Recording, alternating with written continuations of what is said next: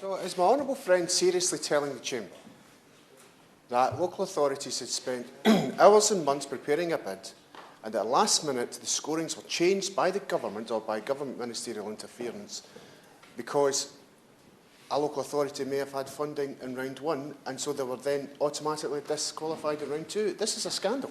Yeah.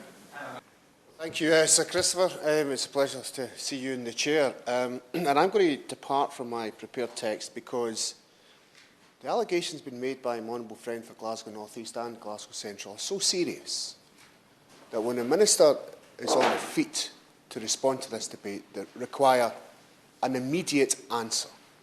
And those questions are this. You would think that officials spending all this time at the local authority level preparing all these bids are then advised at the last minute that because money had been given in a previous round, that they were then somehow knocked out of the competition. I want the Minister to confirm that, because if that is the case, Sir Christopher, that is not only scandalous, but there are, as an honourable gentleman had said earlier, grounds for this to be looked at legally. It is quite astonishing that local authorities have been put in that position, because if it was mentioned to local authorities at the start that if you'd received some funding in round one, then they wouldn't have bothered applying for round two, would they have? Unless there was a last-minute decision that had been made to say that, well, I'm very conscious of time. I do apologise to the honourable gentleman, but sorry? So, well, you've had more than one. You've had more than one bite of the cherry, I would suggest to the honourable gentleman. It's so serious, Sir Christopher, that local authorities are told that. Local authorities would not have applied in round two if they'd been told that because you get something in round one, you weren't going to be successful. So the Minister needs to answer that question. When was that decision made that local authorities were being advised of that? It also raises questions about scoring, because you would think that there would be scores. You would think that any local authority that's successful or unsuccessful would be able to contact the Department of Levelling Up and say, can we see our scorings, please? Can you tell us, where we went wrong, why we were unsuccessful, so that if we apply in the next round, we can then put that right. So when are local authorities going to be told of their scorings, Sir Christopher? Or is it the case, as has been alleged by my two honourable friends, that local authorities were being told that they were going to be successful in the week leading up to the announcement, and then all of a sudden told that they were not going to be successful? There's something not quite right about this, Sir Christopher, I have to say.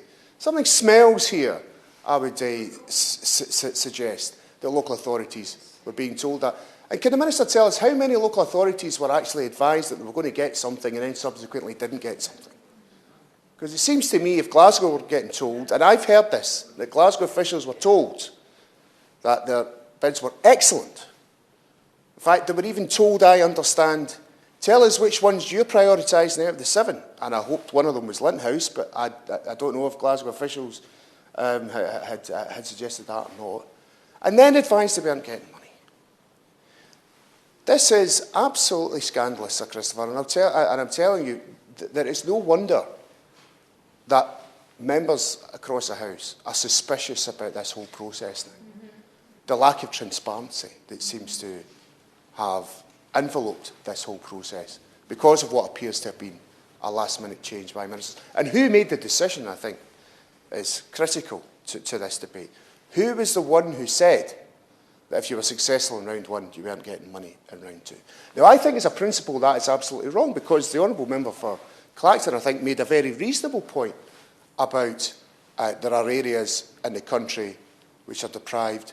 I don't see any reason why local authorities, there was then a decision made that because money had been allocated in round one, they were ineligible for round two, because of the points that the honourable member for Clacton had made about deprived areas needing a succession of funds. And I think he argued the position on behalf of his constituency and his local authority rather well.